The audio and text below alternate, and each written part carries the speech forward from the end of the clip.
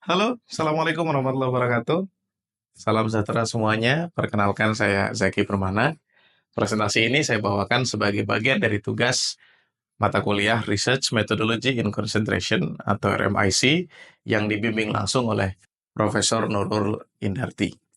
Hari ini saya ingin berbagi tentang proposal penelitian saya dengan judul Analisis Faktor Kritis Keberhasilan atau CSFS dalam pengelolaan lumbung Mataraman di daerah istimewa Yogyakarta.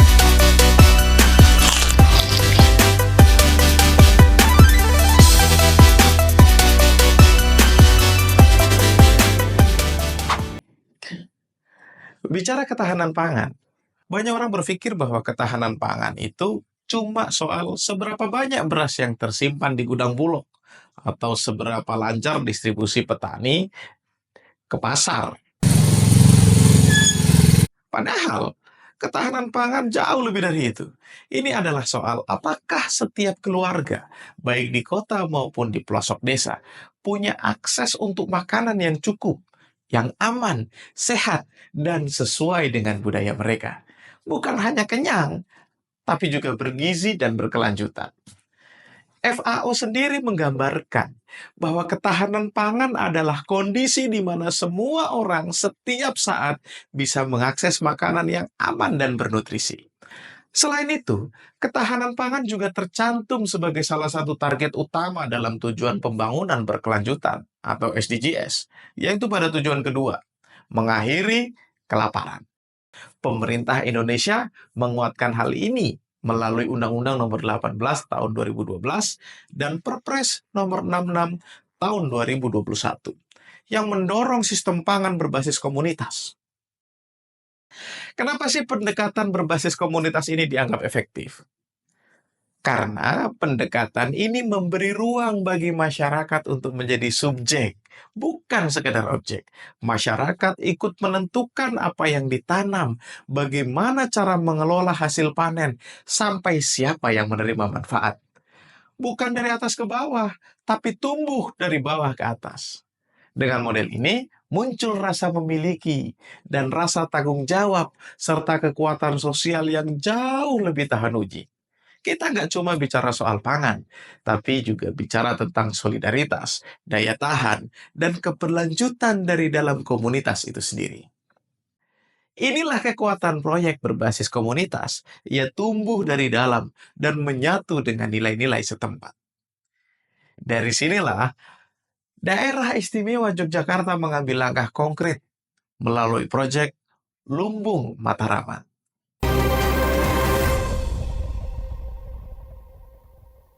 Lumbung Mataraman bukan hanya soal pertanian, tapi sebuah pendekatan yang menyeluruh.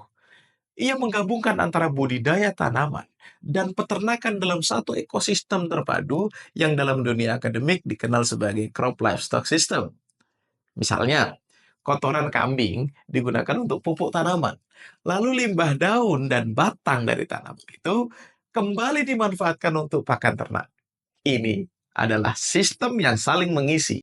Istilah lumbung Mataraman sendiri nggak muncul dari ruang hampa, tidak muncul begitu saja.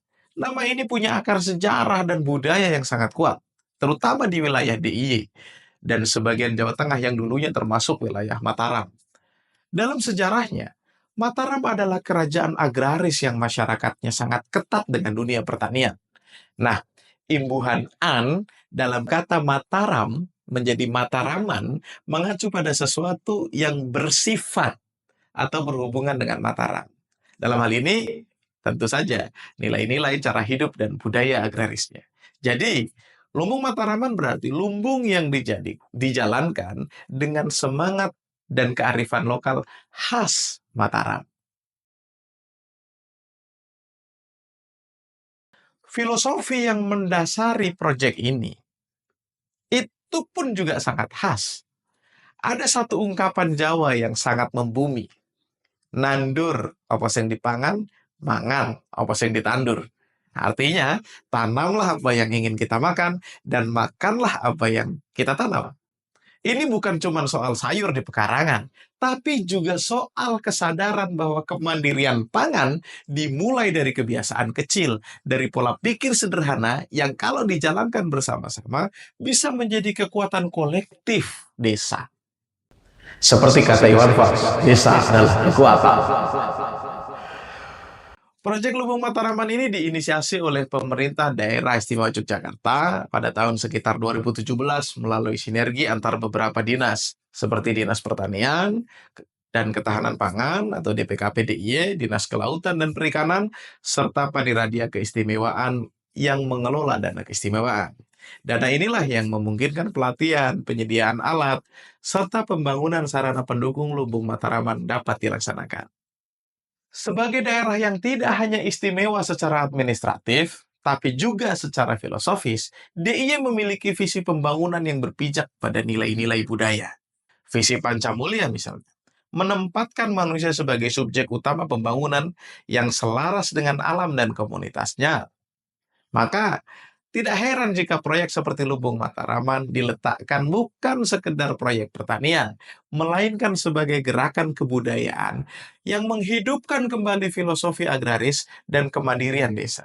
Dengan kata lain, Lumbung Mataraman adalah jawaban lokal terhadap tantangan global di bidang pangan, lingkungan, dan keberlanjutan.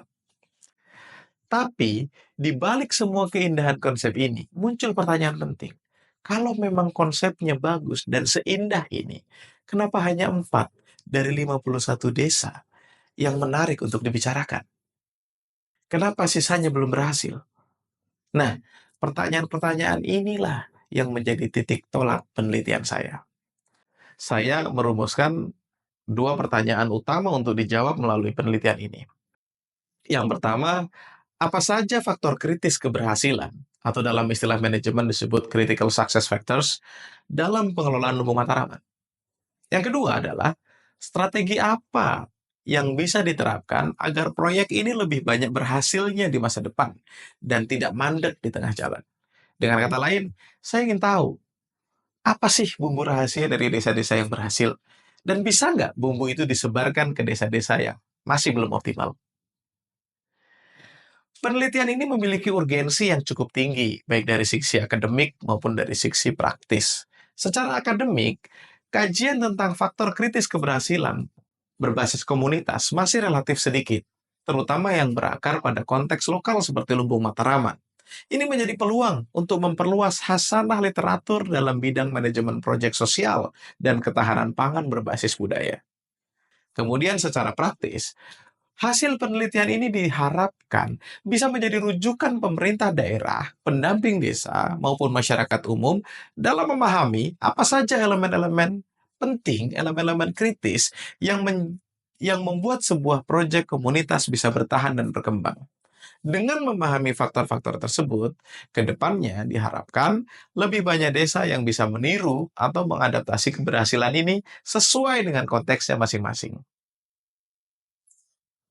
Untuk menjawab pertanyaan itu, saya menggunakan 2 lensa utama. Pertama adalah kerangka CSFS tentunya, atau Critical Success Factors. CSFS ini membantu saya fokus pada faktor-faktor yang paling menentukan keberhasilan dari dalam proyek itu sendiri. Ini seperti mengidentifikasi bagian mesin motor yang benar-benar penting agar motor bisa nyala. Bukan cuma oli atau bensinnya, tapi kabel, busi, piston, dan sistem pengapiannya. Kedua, saya juga memakai kerangka PMBOK Guide, sebuah panduan manajemen proyek yang memetakan bagaimana proyek itu dirancang, dijalankan, dan dimonitor dari awal sampai akhir. Dengan 2 alat ini, saya menjadi bisa memetakan bagaimana proyek Lumbung Mataraman dapat berjalan. Saya sengaja memilih menggunakan Critical Success Factors daripada Key Success Factors atau KSFS karena keduanya membawa sudut pandang yang berbeda. Oke, keduanya memang memiliki nuansa yang sama dan sering disebut dengan sinonim bahkan. Tapi KSFS atau Key Success Factors cenderung bersifat lebih umum dan bersifat eksternal, berada di luar kendali langsung proyek. Misalnya begini, dukungan kebijakan, regulasi, atau kondisi pasar. Itu faktor-faktor eksternal yang mempengaruhi proyek gitu. Sedangkan CSFS lebih menekankan elemen-elemen internal yang bisa dikendalikan oleh pelaksana proyek itu sendiri. Jadi kata kuncinya, CSFS itu internal dan bisa dikendalikan, faktor-faktor internal dan bisa dikendalikan, sedangkan GSFS itu faktornya lebih luas, termasuk faktor-faktor eksternal yang tidak bisa dikendalikan. Kalau kita ibaratkan seperti berkebun, GSFS itu seperti cuaca, penting, tapi di luar kendali kita, kecuali kalau bawa pawang. Sementara CSFS adalah soal bagaimana kita memilih benih yang tepat, menyiramnya secara rutin, dan menjaga tanahnya untuk tetap subur. Hal-hal itulah yang saya nilai lebih krusial untuk diteliti dalam konteks proyek Lumbung Mataraman, yang keberhasilannya sangat bergantung pada dinamika internal desa, partisipasi warga, dan manajemen lokal. Penelitian ini saya rancang dengan pendekatan kualitatif deskriptif. Kenapa kualitatif? Karena saya ingin menyelami narasi, menyelami cerita, dan dinamika sosial di balik keberhasilan Lumbung Mataram. Bukan hanya soal data angka, tapi juga pengalaman dan makna. Kemudian 3 desa dipilih sebagai lokasi studi. Yang pertama adalah Desa Bendung Semin. Yang kedua adalah Desa Kedungpoh. Yang keduanya ada di Gunung Kidul. Dan yang terakhir adalah Sriharjo di Imogiri, Bantul. Ketiganya direkomendasikan langsung oleh Dinas Pertanian dan Ketahanan Pangan DIY kepada saya sebagai desa-desa yang dinilai berhasil dan representatif dalam menjalankan proyek Lumbung Mataraman. Selain itu, masing-masing desa memiliki karakteristik unggulan yang beragam. Desa Bendung dikenal kuat dengan kelembagaan dan optimalisasi aset. Desa Kedungpoh memiliki budaya gotong royong dan partisipasi sosial yang tinggi. Sementara Sriharjo sukses mengintegrasikan fungsi lumbung dengan kegiatan ekonomi produktif yang melibatkan banyak kelompok masyarakat, termasuk perempuan dan generasi muda. Kemudian data dikumpulkan melalui wawancara mendalam atau in-depth interview dengan kepala desa, pengurus kelompok tani, petani penerima manfaat, hingga penyuluh dan pendamping lapangan. Mereka dipilih karena masing-masing memiliki peran strategis dalam siklus pelaksanaan proyek. Kepala desa tentu mewakili otoritas pengambil keputusan di tingkat lokal. Kelompok tani sebagai pelaksana teknis yang mengatur ritme kegiatan, petani sebagai penerima manfaat langsung yang bisa menceritakan dampak real proyek ini di keseharian mereka. Dan penyuluh serta pendamping sebagai jembatan antara kebijakan dan praktik di lapangan. Saya juga mengumpulkan dokumen-dokumen seperti laporan kegiatan dan foto lapangan, dan melakukan observasi langsung di desa-desa. Proses analisis data, saya menggunakan pendekatan model interaktif dari Miles, Haberman, dan Saljanya, yang mungkin terdengar teknis, tapi sebenarnya ini sangat masuk akal kalau diibaratkan seperti proses memasak. Pertama, ada reduksi data. Ini seperti saat kita memilih bahan masakan, mana yang perlu, mana yang enggak. Di tahap ini saya melakukan coding, memberikan label pada bagian-bagian penting dari wawancara, dan catatan lapangan. Misalnya, saya tandai bagian yang menyebutkan soal peran tokoh desa atau dukungan dana. Lalu masuk tahapan 2. Tahapan 2 adalah tahapan penyajian data. Di sini, seperti kita mulai memasak dan susun di piring-piring. Saya merangkai narasi, membuat tabel perbandingan antar desa, dan menampilkan kutipan langsung dari informan. Misalnya, ada satu ibu di Sriharjo yang bilang, dulu kami cuma ikut-ikutan, tapi sekarang sudah ngerti kenapa menanam sayur sendiri itu sangat penting. Terakhir adalah penarikan kesimpulan dan verifikasi. Ini seperti saat kita mencicipi makanan. Apakah sudah pas rasanya atau belum? Saya cocokkan dengan pola-pola yang muncul dari data dengan teori CSFS dan tahapan di PMBOK. Saya melakukan triangulasi juga untuk membandingkan data wawancara, data observasi, dan juga dari dokumen. Saya juga meminta konfirmasi dari beberapa informan apakah interpretasi saya sudah sesuai dengan pengalaman mereka. Kemudian, agar data yang saya kumpulkan valid dan bisa dipercaya, saya juga menerapkan prinsip Trustworthiness. Misalnya, saya akan pastikan informan berasal dari berbagai latar belakang yang berbeda. Tidak hanya tokoh formal, tapi juga warga biasa. Saya juga membuat deskripsi konteks desa secara rinci, agar pembaca bisa memahami latar sosial budayanya. Dalam penelitian ini, etika juga menjadi perhatian utama saya, meskipun saya masih banyak belajar soal etika. Saya selalu meminta persetujuan sebelum wawancara, menjaga kerahasiaan identitas informan, dan tidak menggunakan data di luar kepentingan akademik. Prinsip saya sederhana. Masyarakat yang saya datangi bukan objek, tapi mitra belajar. Penelitian ini diharapkan bisa memberi manfaat praktis bagi Pemda DIY, tentu sebagai bahan evaluasi dan penguatan strategi proyek bagi desa-desa lain di Indonesia.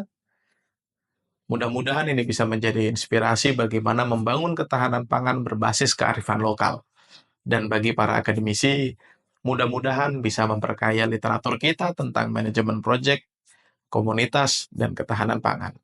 Sebagai penutup, saya percaya bahwa keberhasilan sebuah proyek bukan hanya ditentukan oleh besarnya anggaran atau canggihnya teknologi, tapi juga ditentukan oleh hal-hal yang kita sering anggap sepele. Komunikasi antar warga, keberadaan pemimpin informal, atau komitmen jangka panjang dari pengelola desa. Semoga penelitian ini bisa memberi kontribusi nyata bagi pengelolaan Lumbung Mataraman dan mendorong munculnya lebih banyak praktik baik di desa-desa lainnya. Terima kasih banyak atas perhatian teman-teman semua. Assalamualaikum warahmatullahi wabarakatuh.